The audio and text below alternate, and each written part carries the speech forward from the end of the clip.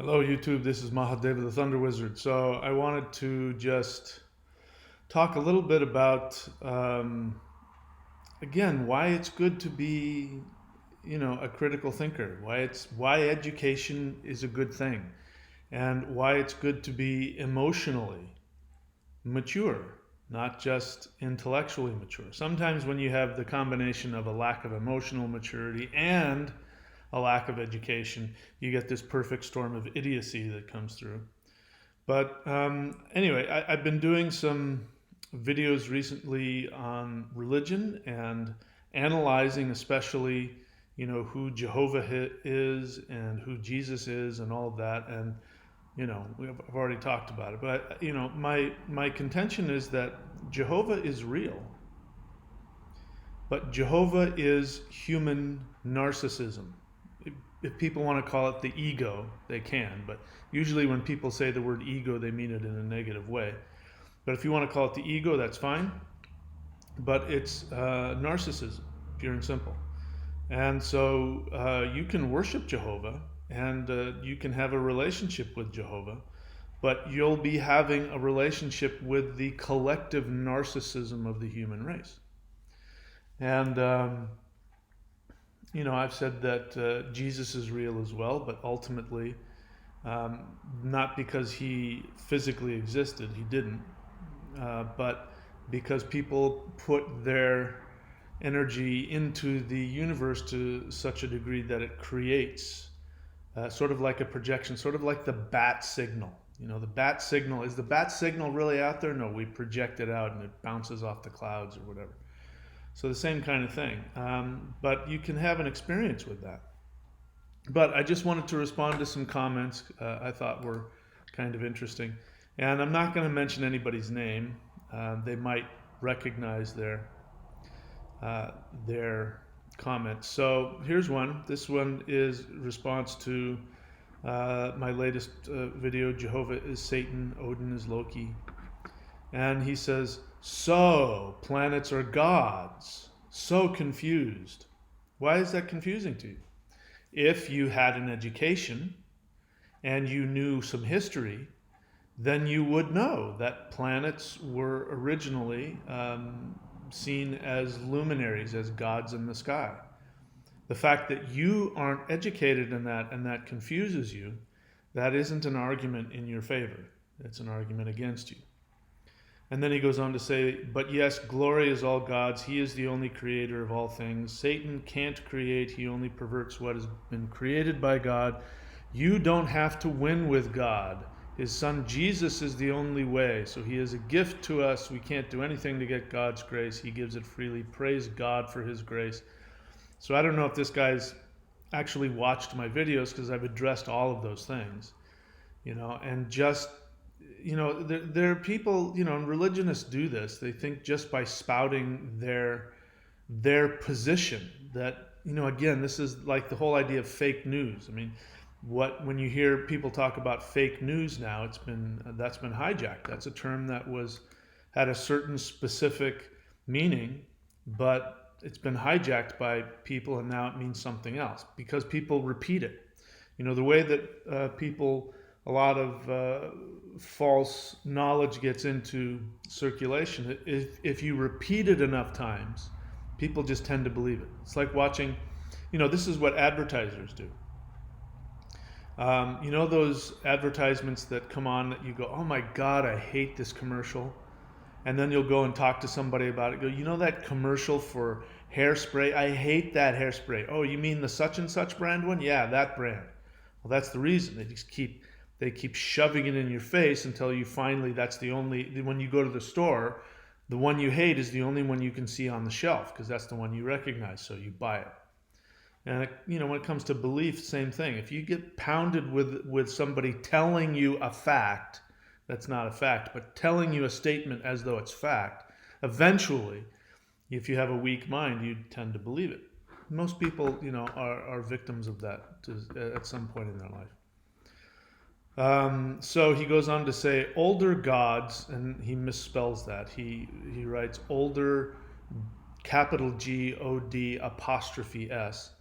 So apostrophe s is possessive. So he's trying to put, plural, older gods, plural. But again, lack of education combined with a lack of emotional maturity, you get a perfect storm of idiocy. Older gods are false gods. They cannot save souls or destroy souls. So then how is it that the older gods are false? Have you thought that through? Because if the older gods are false, then how is the new God the true one? I mean, wouldn't it make sense that the older something is, the more authentic it is, and the new one is the fake one? So how does that, I mean, again, we're talking about somebody who doesn't have, forget about critical thinking, just no real thinking in general. And then he goes on to say, no idea where the version of the Christian God is founded. Why is that okay with you, that you don't know? Why don't you want to know? You can find out. It's called getting an education. It's called doing research. You can find this out. History is pretty easy to figure out in this regard. But you don't know where the version of the Christian God is founded, yet you are claiming that all glory is His and He created the world. Anyway, again, religion can make people really stupid. Next one, another one says, and this one is for the most dangerous cult in the world. So if you haven't seen that video, go see that. What I do in that video is I go on to YouTube, and I've done, not YouTube, I go on to Google, and I just type in definition of a cult. And what will come up is the majority of the responses will be from Christian websites. And Christians will have definitions for what creates a cult. The interesting thing is, if you just take their definition and simply apply it to Christianity, Christianity always ends up being the perfect definition for a cult. So that's the most dangerous cult in the world. If you haven't watched it, go watch it on my channel. And so this individual responds and says, you will meet your maker one day. And he spells meet, M-E-A-T. And one day is all smashed together as one word. And you will beg for mercy. So I said, so I will meet, quote, M-E-A-T, unquote, my maker. Are you saying that I will be meat for him to eat? Or that I will make him into meat? I found that to be an interesting Freudian slip. A Freudian slip means that what you really believe on an unconscious level that you're not aware of comes out, unwittingly in your speech. So I found that to be interesting. And I said, are you just incapable of spelling M-E-E-T correctly? Again, we've got somebody here who's probably uneducated. And again, with, education and emotional immaturity, you get this perfect storm of idiocy. And this is where religion comes in. Religion, as has said, is the opiate of the masses.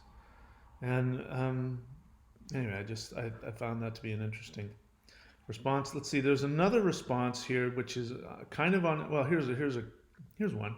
This one I don't get, and I don't know. Everybody has an agenda. I'm trying to figure out what this guy's agenda is. It's not clear to me. And this is his response to Jehovah is Satan and why he wants to talk about Shiva. I don't know, but apparently I must have said something about Shiva. And he says, Shiva has nothing to do with Hinduism. Let's just let that one sink in for a little bit. Shiva has nothing to do with Hinduism. Are you kidding me? Hinduism, as they show, is hijacked, just like Christianity. And I respond, who are they? Who are they? Do you even know who they are? And why would they hijack Hinduism? How are they hijacking? And what do you mean hijacked like Christianity? So are you saying that there's a true Christianity that was hijacked by them? Well, I mean, if somebody really does the research and looks at history, you'll find out that Christianity was never hijacked by anybody.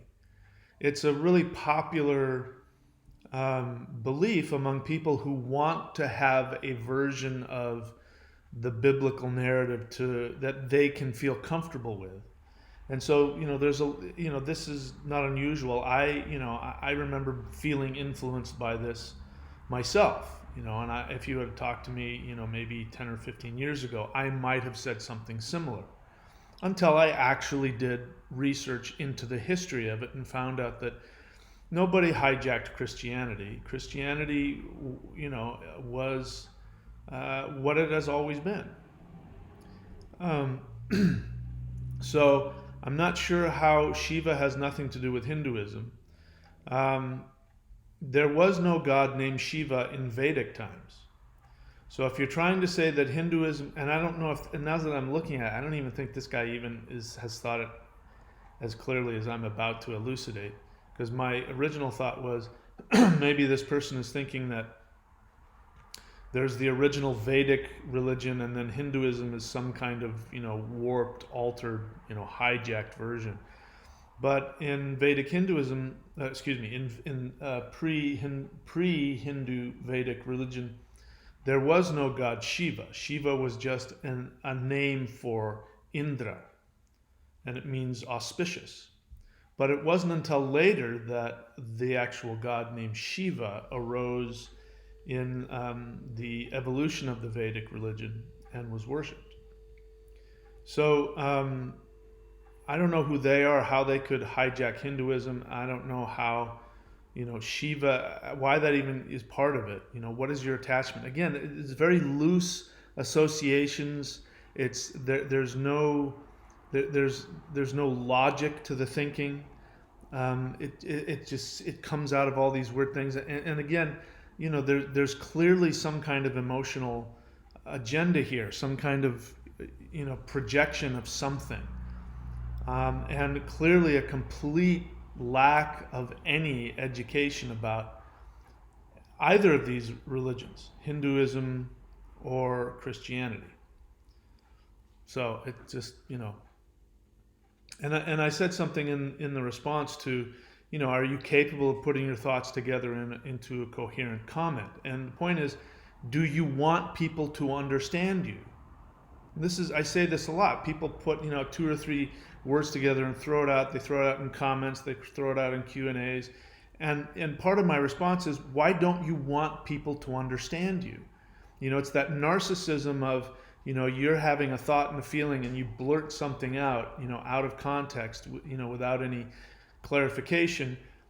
And, nobody's going to know what you're talking about. And the thought is, why don't you want people to understand what you're saying so that you can either have an impact on them? Because if your thought process is to help them or to educate them, you need to put it into, context and have a coherent thought process. Or is it just that it's just that sort of immature narcissism of you just have a feeling and you have to blurt it out just to get it out. And you don't really care if anybody hears you or understands you. Very, very immature. Here's an interesting one. This is a response to Jehovah is Satan. This is interesting. I'm seeing that this video, one of the things I like about doing these kinds of videos is to see, the cockroaches as they come scurrying out. And I don't mean these people are cockroaches. I just mean that you get all kinds of different emotional responses that don't necessarily make a whole lot of sense. So this person says, all these entities are different. Not all of them are bad. Ask the black magicians. I mean, are you talking about every single black magician? Ask me. I've worked with some of these entities. They help you, not ruin you. This video is quite one-sided. So my response was, be specific. Which entities? Because, again, I don't know what you're talking about.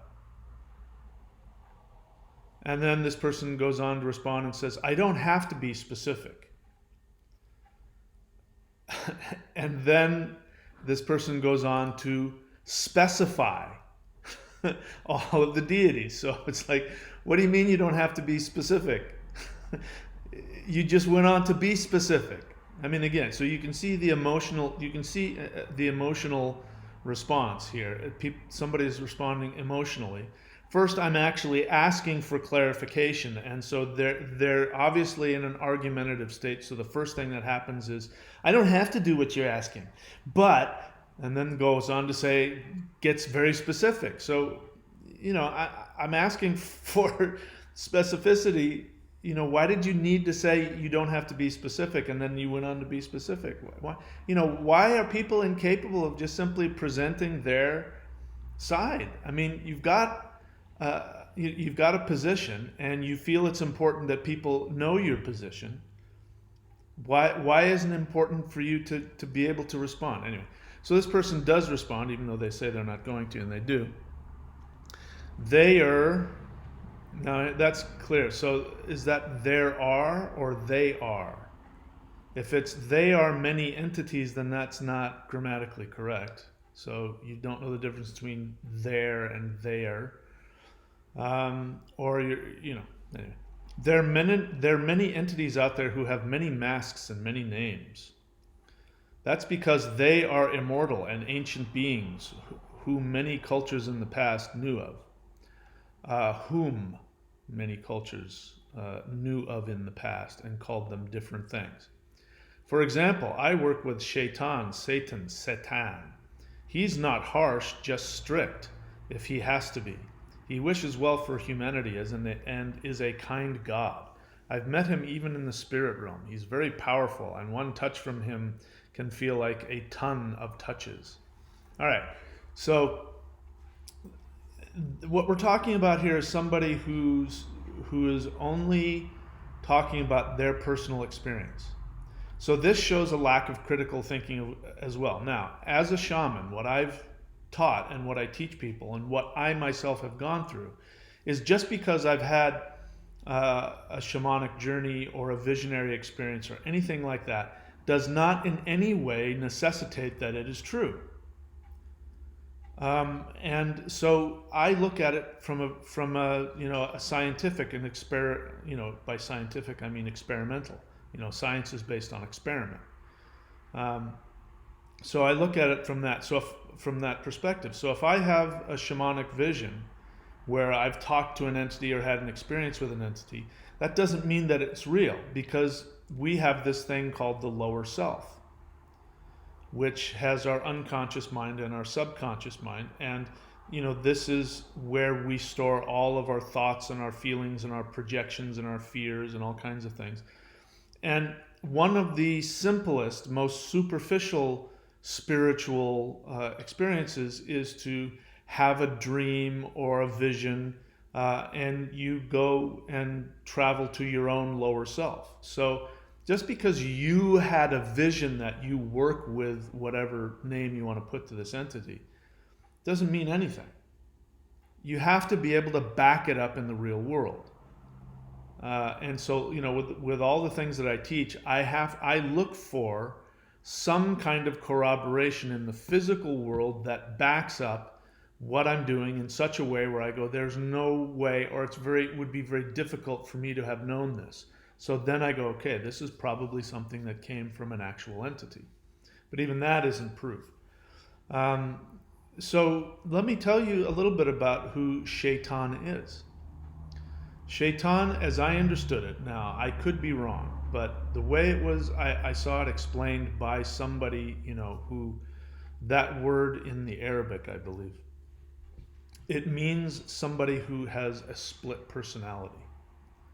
A shaitan is somebody who, for instance, might think that they're a kind person, but they're actually operating from evil intent.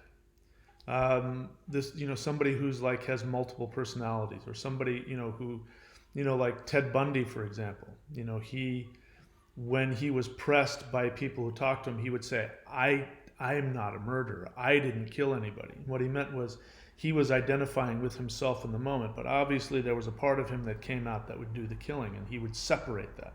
This is obviously a very disturbed person who went through a lot of trauma. So that's what a shaitan is. A shaitan is somebody who comes out and talks about love and righteousness and goodness, but then is acting. Their actions are very evil, and they may be unaware. So you're working with that energy. Whether you realize it or not, you're working with the energy of denial. Now, the only way you would know that is if you actually did some research on it. But what this person has done is they just went and are doing rituals and having visions, and there's no way for you to know if your visions are real, just by having an experience. And one of the most superficial experiences in religion that people do is they, will find ways to justify their own unconscious fantasies. That doesn't mean that you're having a real experience with a real deity. The other thing is that, this person's talking about black magicians. So I'm getting confused here because I got multiple thoughts in my head. Black magicians, we're talking about Western magic. Now, you'll have to forgive me. I don't like the idea of, pasting labels on things. But the reason why I don't practice Western magic at all is because it is a new creation. It does not have an unbroken history into prehistory. Norse mythology does, the Taoist religion does, African religions, Vedic Hinduism. These all have unbroken connections. So working with those religions and those practices, I would call that legitimate. Working with Western magic is something that came about and was synthesized and created long after Christianity had come into Europe and wiped out the indigenous religion of Europe. And so again, black magic, if we're talking about modern magic, Western magic, even Western magic going back hundreds of years, is very confused, because it draws from the Abrahamic tradition. As I have pointed out, and I think I've done a good job of making the case and perhaps even proving it, the Abrahamic tradition itself is a completely false, made-up, created religion. So to take from a false, made-up religion and then to try and create a new one that counteracts the old one, it doesn't make any sense. Western magicians, they use angels, they use God, they use Jehovah, and it's a way of trying to, they didn't know any better back in the late Middle Ages and the early Renaissance. They didn't have access to anything, so they had to do their best, and so they're trying to rebel from the old Abrahamic religion, or they're trying to find, people say this, it's all symbolism, and you go deep into the symbolism. They're trying to escape the false aspect of the Abrahamic religions, but they don't have anything else to draw from, so they use the Abrahamic religions to try and synthesize something new. But the bottom line is you can never get away from the basic fundamental assumption of Abrahamic religion, which is that God is out here and you are down here and you're a piece of crap and God hates you. You can't ever get away with that, no matter how much you try and dress it up or try and spiritualize it or intellectualize some other kind of philosophy or symbolism. So obviously this is somebody who works under that, and so any experience you have is going to be your own projection. It's going to be you talking to yourself. So just because you had an experience, it doesn't mean anything. And all of the arguments that I make in my videos are coming from the text, the definitive text of the Abrahamic religion. If you want to go away from that and use that name, but say you're doing the real thing, you can do that. But it really just shows that you're still wanting to stick with that old abusive religion, and you're just trying to dress it up to make yourself feel better. Again, a lack of critical thinking, a lack of the ability to look at your emotions and go, I'm really emotionally attached to this idea of God and all this, but I can't let go of it. So I'm just going to, being able to look at that is important. I don't think this person has the ability to do that. So this person works with Shaitan. He's not harsh. He's just strict, blah, blah, blah. Lilith is the same way. She's seen in a bad light, but is very kind and understanding.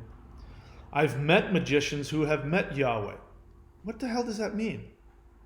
That proves that they had a real experience just because they claim to have met Yahweh, Jehovah, in the astral realm? What do you say about somebody who's met Jehovah, Yahweh in the astral realm and had a completely different experience? Listen, I'm all for experience, but you've got to back up experience with some kind of, objective vantage point. So that doesn't prove anything. All it proves is that you found somebody who, will co-sign your projection of what it is you think you're experiencing. He has palaces. This is Yahweh, apparently. He has palaces which people reside in. He can be a son of a bitch, but he can be talked to. That to me is somebody who's, I think, trying to deal with their projection of their parents. This is somebody who has mommy and daddy issues, and they're trying to fix it on an unconscious level through their visions. It's really their own fantasy. This is a fantasy. There's a difference between fantasy and true spiritual experience. And if you don't know that, you're guaranteed not to have coherent and valuable experiences. Because if you don't understand that you have the ability to fantasize and that you can create visions from your fantasies, then how can you know any experience that you have? It means that you have an unconscious agenda. You're using spirituality in order to justify your own narcissism.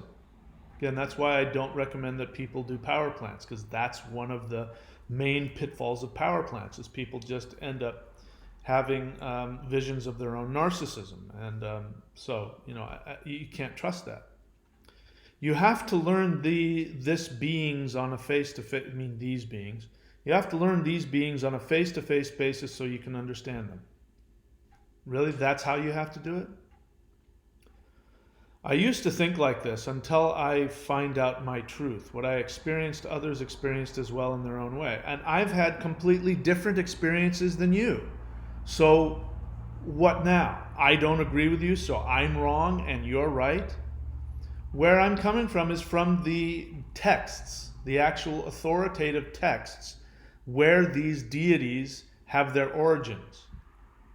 Just because you had your own personal experience, you have to be able to talk about that.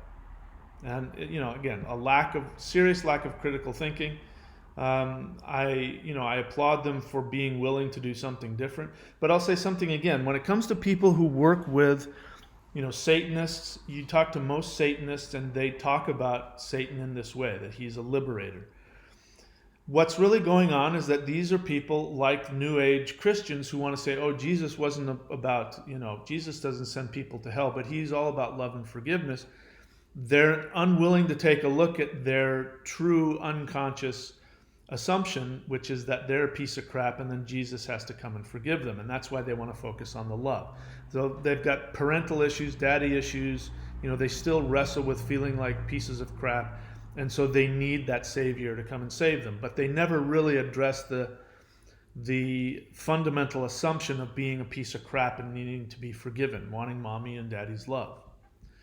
And here we've got the same thing, because anybody who's a Satanist, especially if you're the kind of Satanist that believes that, Satan isn't really bad, he's a liberator. You can't believe in Satan if you don't believe in the Jehovah God. You can't. You can't do it. That was the whole point of that video.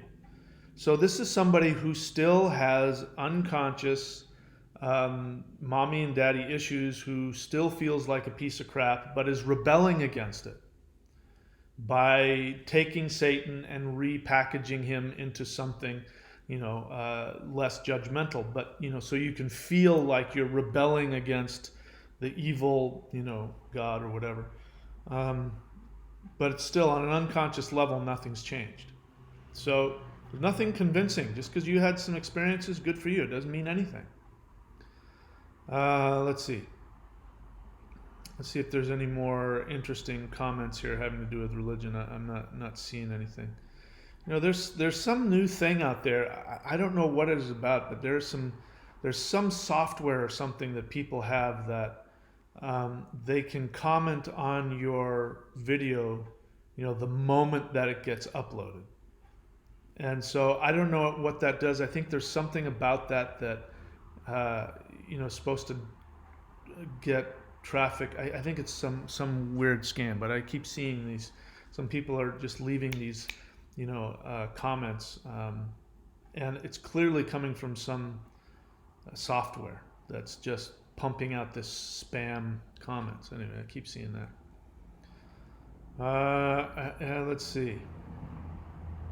Here's another one. I got to do a video. Thank you. I just reminded myself a video I have to make. Somebody says, wow, you are correct. Jehovah is Satan, so is Enlil, Yahweh, Allah, and Zeus. This is somebody who obviously follows the nonsense, very popular nonsense teaching that says that the Anunnaki are aliens who have come here to, you know, manufacture humans and all that kind of stuff, that David Icke nonsense. And so clearly somebody has no idea what they're talking about. Allah and Yahweh, those are the same. That is true. Allah is El in the Hebrew, Allah in the Arabic. So that would be accurate. Enlil is a completely different deal altogether. It's got nothing to do with that Anunnaki, the modern Anunnaki nonsense. And Zeus, and you're throwing Zeus in there. I mean, the complete lack of understanding of who Zeus is. Complete lack of understanding. Zeus has no connection to any of those deities on any kind of, you know, historic or linguistic level. And then here's one. Somebody, again, it's good to pay attention, and it's good to put effort. So this was the 5 steps to shifting timelines. That was a rebroadcast. I'm rebroadcasting. I'm trying to turn my channel into a 24/7 channel, and for the moment what I'm doing is I'm taking old Q&As and I am rebroadcasting them. So they're obviously not live. And here this person says, why aren't comments enabled on some videos? Obviously comments are enabled because you just left one. And then, granted, you have the right to restrict others' freedom of speech on your own videos. I just don't understand the reason. So this is somebody that can't process what's happening here. That they're watching a recorded video and they're hearing me in the Q&A, so they probably left something on there. I don't know. So I don't know what, you know, again, it just boggles my mind that people don't pay fucking attention. You know, wake up, put some effort into things, guys. Anyway, now of course I'm bypassing all of the really intelligent and wonderful comments that are here. I just wanted to, you know, some of the fun things to look at. I really, you know, it frustrates me because what I really want to do is I want to teach people how to think in ways that benefit them. And to be able to do that, you actually have to be able to think and analyze on all kinds of different levels. Here's one I want to respond to. It's not so much negative, but it's a decent question, but I do want to acknowledge it. This person says, this is in a completely different video about Kali, Saturn goddesses Kali and Hela. This person says, what you said about relationships, is it also possible that if you are with someone, okay, so what this person is talking about is that, I've shared this many other times, that ideally in a relationship, that the feminine, the job of the feminine is to reflect to the masculine its highest destiny, its highest self. And that was my experience with my partner who passed, is that she had this ability to reflect to me, like she saw me, she already saw me, you know, where I'm at now. And I wasn't there yet, but she saw me that way. It wasn't like she said, "You're going to be." It was like she was telling me, "You are this and you are that." And it had such a profound impact on me that it actually activated me to work towards that and to become that. So this is what this question is about. It says, what you said about relationships. Is it also possible that if you are with someone and reflect their true self or potential, and they are not prepared to face that, they could reject that? Well, that, my response to that is I said, that sounds suspiciously like you're pushing your agenda on them. That's not the same as reflecting their highest nature. The response to that was, I get your suspicion. I was just wondering if it's possible. So this is obviously something that this person believes has happened to them in the past. So that shows again, listen, I have a nose for codependence.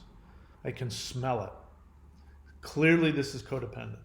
And what we're talking about here is this is somebody who, when the feminine is not operating from its highest, it's still, the feminine has an innate desire to bring out the best in the masculine. And that'll happen in one of two extreme ways. One is the way that I shared, which is my experience, where the person reflects back that to you and you become stimulated to reach that. The other one is nagging and criticizing, also wanting to change somebody. That is the feminine as well, but it's coming from an unevolved, unconscious place, and that's when you're with women who nag you. So the two things that I hear men say in relationships, the one thing I hear men say in relationships is, "I wish you would just stop nagging me." Women say, "I just wish I could depend on him." So that's when the parties are not operating from their highest. So when the feminine is not operating from its highest, it's going to want to see the masculine achieve its greatest potential, but it's going to operate from its own unevolved emotional agendas. And so it's going to criticize. So if you have to criticize somebody that you're with, then, why are you even with them? You want to be at a level of evolution that you attract somebody that you find inspiring, that you can, lift them up because you find them to be amazing and inspiring. If they're in your life and their obvious flaws are screaming at you to such a degree that all you know how to do is criticize them, then I say, then why the hell are you even with them? Why not go find somebody that you actually want to be with? So that's what this is. I can smell that this is what's happened in the past with this person, that they have, from their perspective, and she uses the word potential. That's important here. Reflecting, she's tried to reflect their true potential, which means she's trying to get them to be different than what they are. And that is, you're trying to change somebody. You're projecting your desires onto them and wanting them to fit your projection, and they walk away from that. They reject you and reject that because they're not ready. So that does, the idea that you know what's best for them and they're not ready for it. But, if we're talking about, let's say, extreme example, you're with an alcoholic and he's not ready to get sober, and you're going to reflect onto them, you should get sober, as though you have that kind of power. That's not what I'm talking about. That's clear codependence. And I know if I sat down with this person and asked them enough questions, I would be able to find out exactly what and where, and that this is actually a past relationship or a past pattern. And this person is not aware that they're trying to force their agenda on somebody else, and obviously not looking at themselves. So let me see, is there any other interesting comments? Nope. All right. One of the things I'm finding out is that, all right, here's one. I guess we can end on this one. Look, bro, you've been right about a lot of stuff. Well, gosh, thanks. Thanks. This person has all the knowledge, and good for me that I've been right on a lot of stuff. However, you are simply incorrect. I haven't even read this all the way through. I did respond to it, but I haven't read it all the way through. So let's read it all the way through. This might be fun. Look, bro, you've been right about a lot of stuff. However, you are simply incorrect about Jesus being a myth. No, backs up, has nothing to back up that statement. Obviously, there's an emotional attachment there. Obviously. You are simply incorrect about Jesus being a myth. He was a very real individual who understood unconditional love. How do you know that? You can't just throw that out and have that mean something. Okay, you state that as a fact. You have to be able to back it up with some kind of evidence. His message, of course, got tainted. However, he was and is real, I assure you. Well, hey, if you assure me, then it must be true. Please also notice where you're going with the God stuff. What? Please notice where you're going? What does that mean? We are all God, but also not God at the same time. Again, nothing to back that up with. There is one universal creator of this all, while we are also the creator. We are both creator and the created. You have a good soul. Oh, thanks. Oh, thank you. I have a good soul. You have a good soul, however, truth is truth. I just don't even know what to say. So I did respond and I said, so you've watched my channel? Did you see this video? And I put the link to, did Jesus really exist? The thing about the Christian religion and the thing about Jesus, I'm trying to make it clear. And again, you got to be able to hear what I'm saying. If you can't get back past your emotional reaction to what I'm saying and listen to me, then really, come on. I make it very clear. There's a difference between Jesus and basically any other deity that exists outside of the Abrahamic tradition. Every other deity and every other tradition was never meant to be taken literally. You can experience them as a myth. You can choose to see them as literal. You can choose to see them as, beyond, literal and non-literal. You're free to experience the deity on whatever level you want, and that's kind of what makes them so powerful. Jesus has been presented as a literal historic figure named Jesus of Nazareth, who was born, according to the tradition, born in a town called Nazareth. And so if this is supposed to be the New Testament, like the Old Testament, is supposed to be, as it presents itself, to be literal historical fact. Because again, the Christian religion doesn't work if Jesus didn't actually exist and wasn't sacrificed, crucified by the Romans and the elite Jews. If that didn't actually happen, then the whole religion becomes meaningless. Unless it had been presented as a myth, which it wasn't. So, you're right. Jesus isn't a myth. Jesus is meant to be a literal historical figure. So, that's where the Abrahamic religion paints itself into a corner, because the argument that Abrahamic religions and Christianity especially has been making against every other religion is to say, this is the true religion, and everything in this is God's word. That is how it's been presented. So, unlike other religions, you don't have to prove, Zeus or Odin or, Shiva. You don't have to prove them because they never were presented as real historical beings. But if you present your story as a historical fact, all anybody has to do is be able to disprove one thing about it. You disprove one thing about it, the whole thing falls apart. Because the whole point of the Christian religion is this is the whole truth and nothing but the truth, and everything else is a lie. Now, if it didn't present itself that way, it'd be different. So you don't even understand this Jesus you believe in.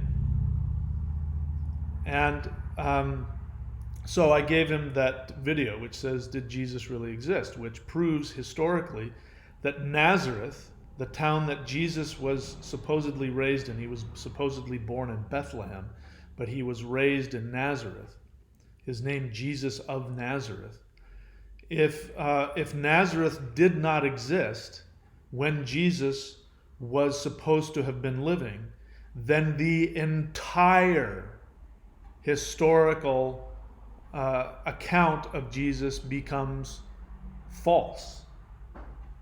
It becomes fiction. Now, if it presented itself as fiction, like the movie The Matrix is presented as fiction, and yet people are taking that fiction as a myth and saying it is actually telling the truth about our world. That is how myths work. So you're right, Jesus is not a myth. Because a myth can be real and not be historically accurate. Whereas a historically accurate account has to be provable, or it becomes completely unreliable. And then you can't believe any of it. So, my friend, I'm not going to mention you by name. Pay attention, bro. Bro. I'm glad you think I have a good soul, bro. And but if you're going to make these kinds of statements, you have to be able to back it up. You obviously haven't done the research. Now, I feel for you. You've got an emotional connection to what you're saying. And I feel for that, but